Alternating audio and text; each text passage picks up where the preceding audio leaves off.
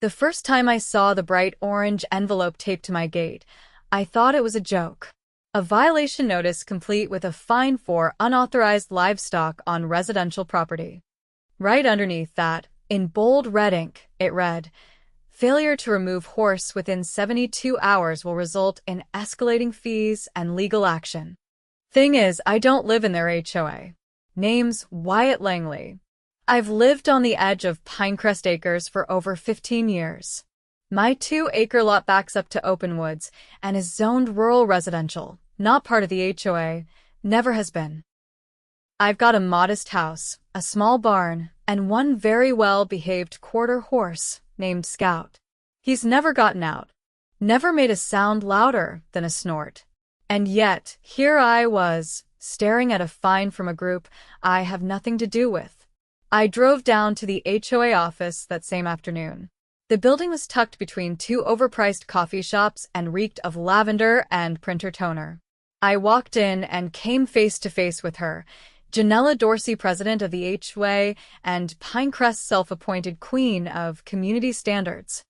She wore a visor indoors and had that haircut you only see in memes. "Oh, Mr. Langley," she said, like I was already guilty. "I was hoping you'd come in. We need to address your violation." "What violation?" I asked. "I'm not in your HOA." Janella blinked. "Your property borders Pinecrest Acres. That makes you subject to the extended neighborhood covenants." "No, it doesn't," I said. "I've got my deed and my zoning map. You people have zero authority outside your boundary." She gave me this look, like I'd just told her the earth was flat. "We recently filed an annexation petition. It includes properties like yours that directly affect the visual cohesion of the neighborhood." "You filed something doesn't mean it passed." She waved her hand like she was shooing away facts. "We've already started enforcement. The horse has to go." I laughed. "No, he doesn't.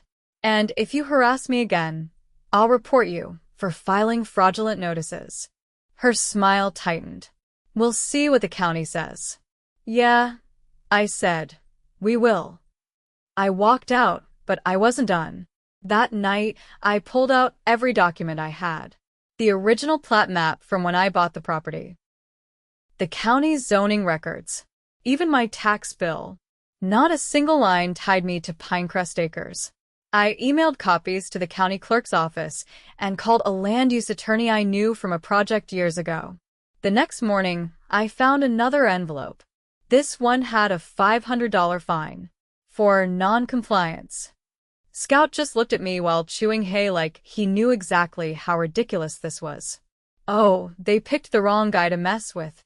The next morning, I made my way to the county recorder's office. The building was a brick fortress of bureaucracy, but the people inside were surprisingly helpful once I showed them the nonsense the HOA had shoved in my mailbox. The clerk, a sharp, no-nonsense woman named Carla, took one look at the fine notice, raised an eyebrow, and said, "They're trying that again?" "Again?" I asked. "Yeah. You're not the first one they've tried to rope in with bogus enforcement," she said, tapping her keyboard. "Let's pull up your parcel record." Within minutes, Carla had my property's legal description, zoning designation, and jurisdiction boundaries on screen. There was a clear buffer zone between my land and the nearest HOA-controlled lot. She printed everything out, stamped it with the county seal, and handed me a complete packet. "They've got no authority," she said. "If they keep pushing, talk to the sheriff's office. This borders on harassment." I thanked her and drove straight to the sheriff's department, just to get ahead of things. Deputy Esteban, a tall guy with sleeves rolled up and a clipboard under one arm, listened as I laid it all out. He read the violation letters, shook his head, and made a copy of the documents Carla had stamped. "This isn't legal," he said. "If you want to file a formal complaint for attempted fraud, we can open a report." "I'll keep that as a backup," I said. "Hopefully they back off now that I've made it clear they've got nothing." Esteban nodded. "Keep a log of everything. Dates, times, any contact they make." I went home thinking maybe, just maybe, they'd realize they'd picked the wrong fight. But 2 days later, I stepped outside and found a tow truck idling in front of my property. The driver was standing near the fence, talking with a man in a tan blazer. Reginald March, Pinecrest's self-appointed compliance officer. I walked up, calm but ready. "You planning on towing something that doesn't belong to you?" I asked. Reginald turned, clipboard in hand. "We're here to remove the unauthorized animal shelter structure per HOA Enforcement Code 5.16. I stared at him. "That's not your shelter. That's my barn. On my land. And your code doesn't apply to me." He blinked like he didn't hear. "We issued formal notice. You failed to comply." "You're trespassing," I said. "Leave. Now." The tow truck driver looked from me to Reginald, clearly uncertain.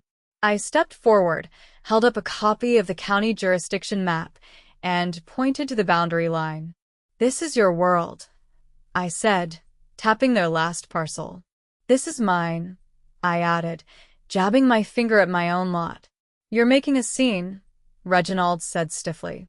"No," I replied. "I'm giving you a chance to walk away before I call the sheriff." He held his ground for a few beats, but the driver wasn't having it. "I'm not towing anything," the guy muttered, stepping back into his truck. Reginald glared at me. "You'll regret this." I watched them drive off and immediately installed 2 new security cameras, one facing the road and another pointed at the gate. I wasn't about to let them try anything else behind my back. That night, I sent everything: photos, video footage, the attempted towing, and the county documents to my lawyer. She called me the next morning and said she was prepping a cease and desist. "They've crossed the line into criminal territory," she said. "Attempted seizure of private property under false authority. That's civil and criminal liability." 3 days later, I got a call from Deputy Esteban. "We got a report from another resident in Pinecrest. Apparently, your name came up in a board meeting, and they were suggesting ways to enforce compliance through selective enforcement zones." Sound familiar? "Sounds illegal," I said. "That's what we thought. We're opening an investigation. If you have any audio or evidence of them planning enforcement outside their legal bounds, send it over." I didn't have audio from the meeting, but I did have something better. My neighbor, Lacey, had recently moved into a property that actually was under Pinecrest's jurisdiction. She worked in IT, and over a cup of coffee, she told me she'd been to one of those board meetings as a guest just to see what kind of circus she'd signed up for. "They spent 15 minutes talking about your horse," she said. "Janella claimed your barn was visually disruptive and that they had to find a way to expand the enforcement area quietly. You mind writing that down?" I asked. She didn't hesitate. Lacey put together a detailed statement describing the meeting, who was present, and what was said. She even noted the exact date and time. I forwarded the affidavit to Esteban, and within 48 hours, the sheriff's office issued a formal notice to the Pinecrest HOA. That should have been the end of it. Instead, a week later, I came home to find my mailbox ripped from its post and a pile of manure dumped on my driveway. Scout, ironically, was unfazed, just blinking at the mess like it was beneath his concern. I checked the cameras. Sure enough, 2 HOA board members, both of whom I recognized from their newsletter, had shown up around 2 in the morning, wearing hoodies and gloves. One yanked the mailbox out with what looked like a crowbar while the other dumped the manure from the back of a pickup. That was the final straw. I sent the footage directly to Deputy Esteban and my lawyer. Charges were filed for vandalism, trespassing, and destruction of male property, a federal offense. The sheriff's office executed 2 arrests the following day. Meanwhile, my lawyer filed a restraining order against the HOA board on my behalf. We also sent a complaint to the state attorney general's office, pushing for an investigation into the HOA's practices. The AG's office requested documentation, and we delivered everything: every letter, every video, every incident. Within a week, Janella and Reginald were both served with subpoenas. Turns out, they'd been trying to annex several peripheral properties without informing those homeowners, submitting falsified community support letters to push the expansion through the county planning board. The signatures? Forged, including one that was supposedly from a resident who'd passed away 2 years earlier. The planning board immediately froze all HOA expansion petitions. The AG's office began a formal inquiry into Pinecrest's leadership practices. And just like that, the entire crooked operation began to unravel. I heard from Lacey again after that. "They're panicking in the meetings now," she said. Janella tried to resign, but the board wouldn't let her. "Too many of them are implicated, and they think if she goes down, they all do." I didn't gloat. I didn't need to. Scout and I rode the back trail that afternoon, past the edge of the woods where Pinecrest's pristine lawns ended and real land began. My mailbox was replaced. The manure was gone, but the cameras stayed up and the legal wheels kept turning. They tried to bully me with fake fines and paper threats. They tried to intimidate me with vandalism. But they forgot one thing. I don't back down. And now neither does the law. 3 weeks after the arrests, my lawyer got a call from a deputy district attorney out of the county prosecutor's office. They'd reviewed the criminal charges against Reginald and the other board member for the vandalism, and what started as a simple property crime had turned into something far uglier. Apparently, when law enforcement executed a search warrant on Reginald's home office, they uncovered HOA files not just on me, but on over a dozen other non-HOA property owners. The files included forged petitions, internal memos about absorbing adjacent parcels quietly, and most damning of all, draft letters with pre-filled signatures for voluntary compliance resolutions. These were documents the HOA had never sent to the homeowners themselves, just to the county board, as proof of neighborhood approval. The DA's office wasn't just pursuing vandalism anymore.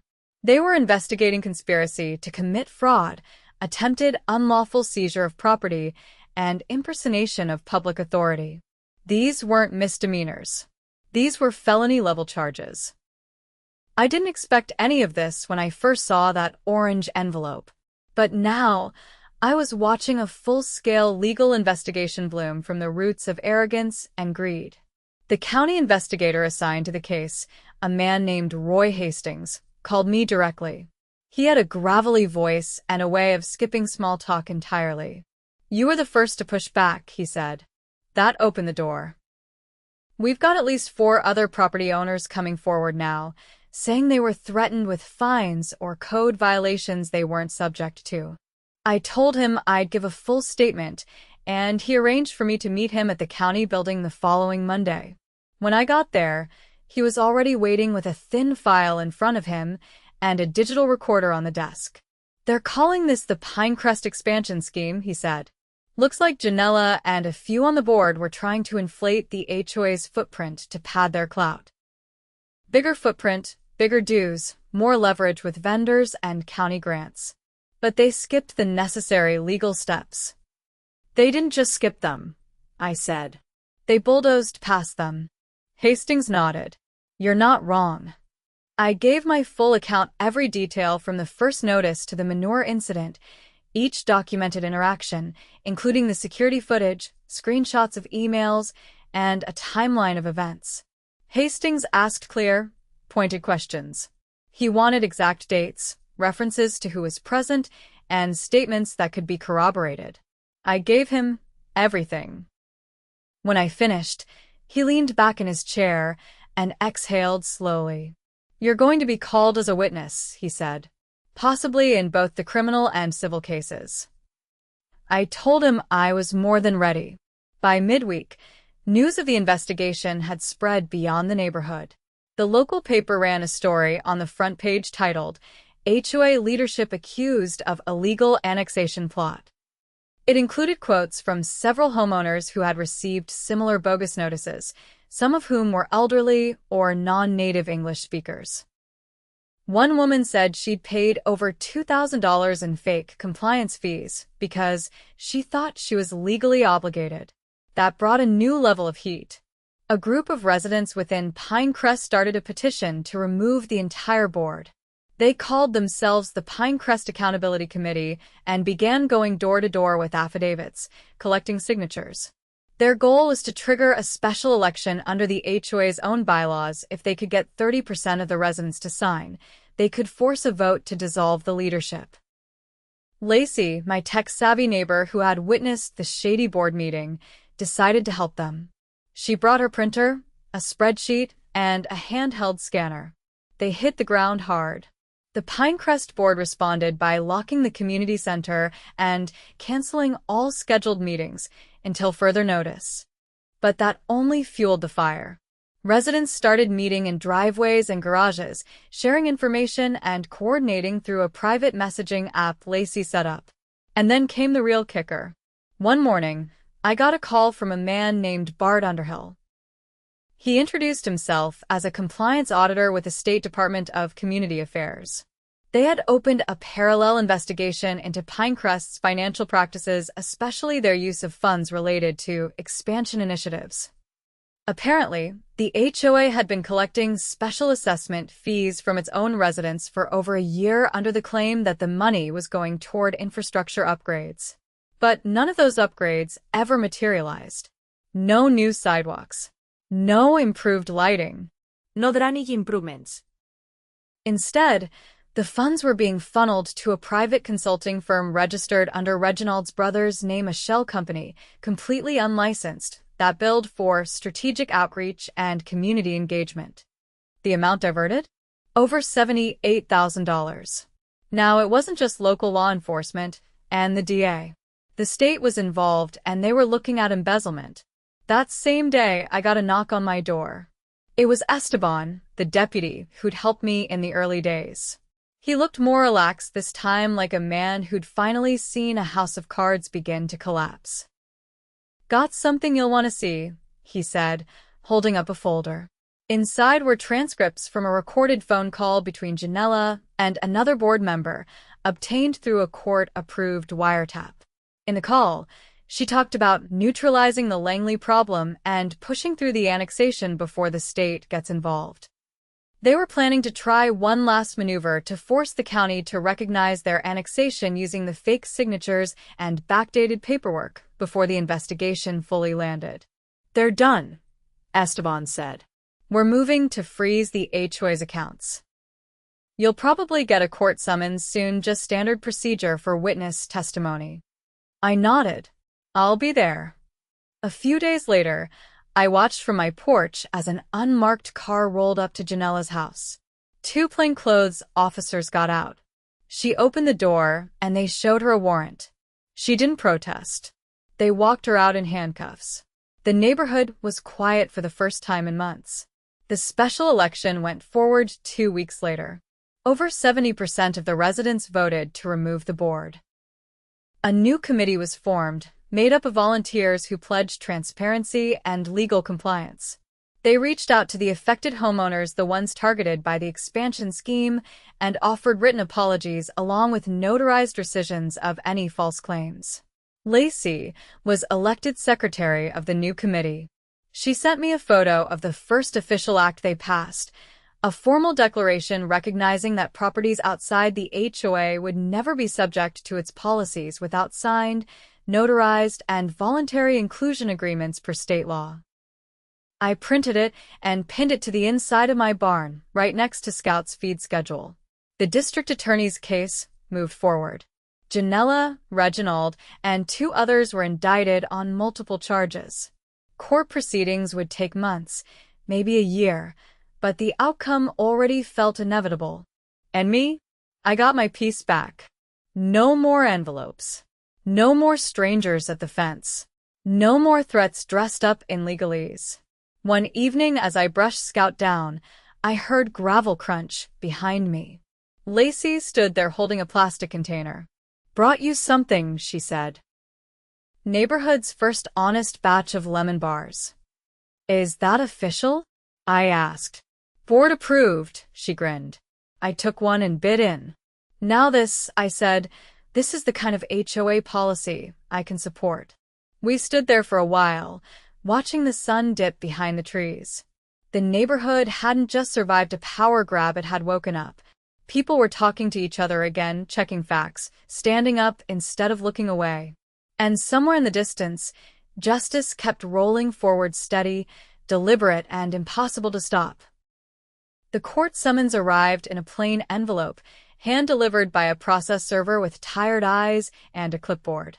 Inside were instructions for a deposition and a subpoena to provide the original security footage for my property. I had expected it eventually, but holding the official documents made the whole thing feel heavier, more final. That week, I took time off from my job at the sheet metal shop, made sure Scout had enough hay stacked to last him a month, and prepped everything the DA's office had requested. The barn cameras had caught more than just the manure stunt. In the weeks leading up to it, they'd recorded late-night drive-bys, flashlights sweeping over my fence line, and one instance where a man stepped out of a car and snapped photos of my home before peeling off. I hadn't recognized him then, but Deputy Esteban later confirmed he was on the HOA board's compliance subcommittee, which had never been formally approved or reported. At the deposition, I found myself sitting across from two assistant district attorneys, both younger than I expected but sharp.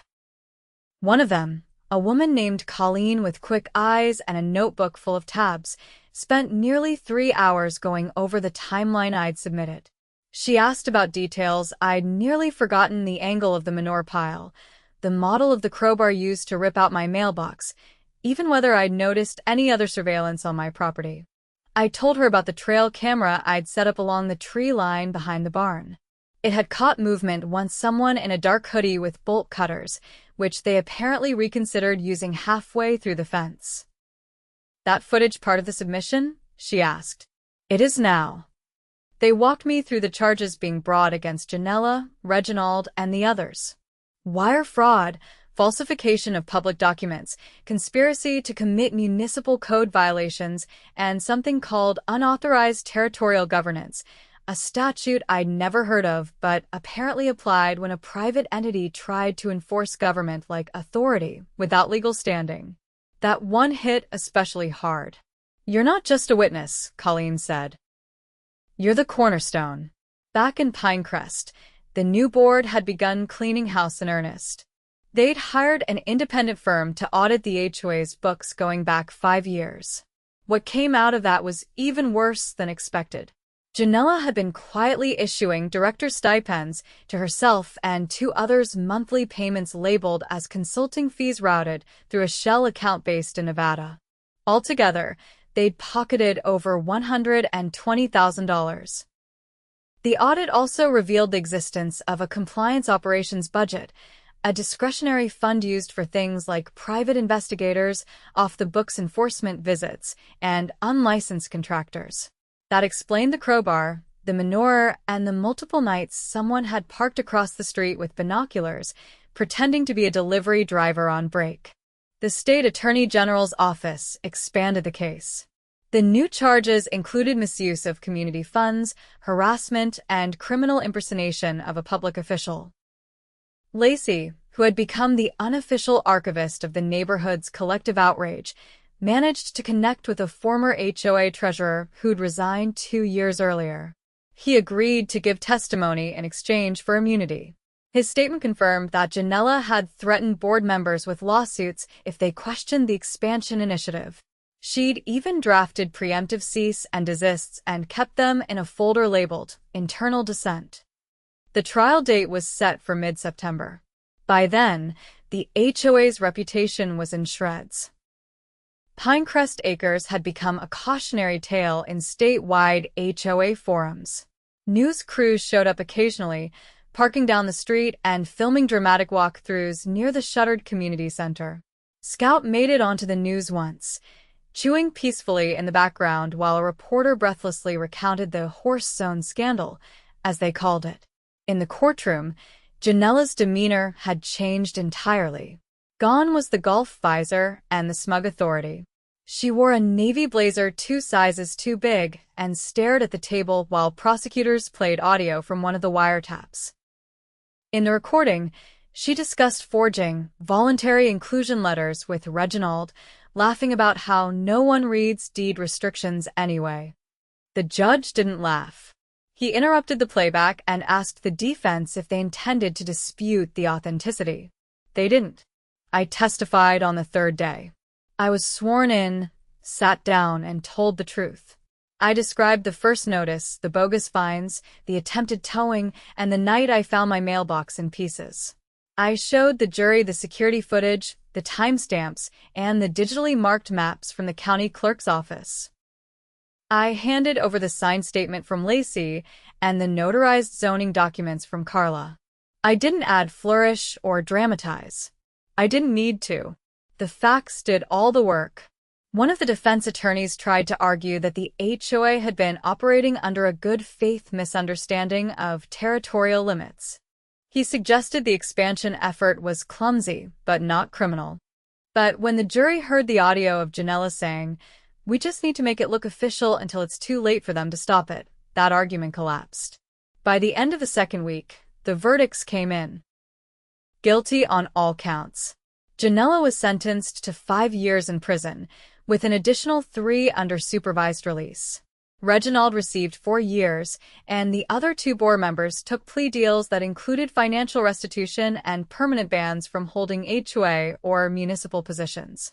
The court ordered over $200,000 in reparations to be paid back to the HOA and affected property owners. I was awarded damages for harassment, property destruction, and attempted seizure of assets enough to build a new barn, replace the mailbox, and pay off a good chunk of my mortgage. After the sentencing, I walked out of the courthouse into a crowd of reporters. I didn't speak. I tipped my hat, climbed into my truck, and drove home. The neighborhood changed after that, not just structurally, but in spirit. The new HOA board, now operating under the oversight of a volunteer-led ethics committee, focused on transparency. Meetings were open-door, live-streamed, and archived. All financial decisions had to be approved by general vote. They even created a community liaison role for non-HOA residents like me to keep channels open and prevent future overreach. Lacey and I sat on my porch one evening, a stack of lemon bars between us, watching Scout graze in the fading light. She said the neighborhood felt like it had woken up from a bad dream. People were talking across property lines again, borrowing tools, checking in on elderly neighbors. The fear was gone. "You think they ever really believed they'd get away with it?" she asked. They did, I said. "That's why they lost." Scout shook his mane and gave a satisfied huff. The barn light flicked on automatically, casting long shadows that stretched across the pasture. Everything was quiet, peaceful, settled. The orange envelopes were gone. The camera stayed up, not out of paranoia, but principle. Not everyone gets a second chance to defend what's theirs. I did. And I made it count. Justice wasn't just served. It was documented, stamped, and filed in the county record books right next to the zoning map that proved, once and for all, that Scout and I were never theirs to control.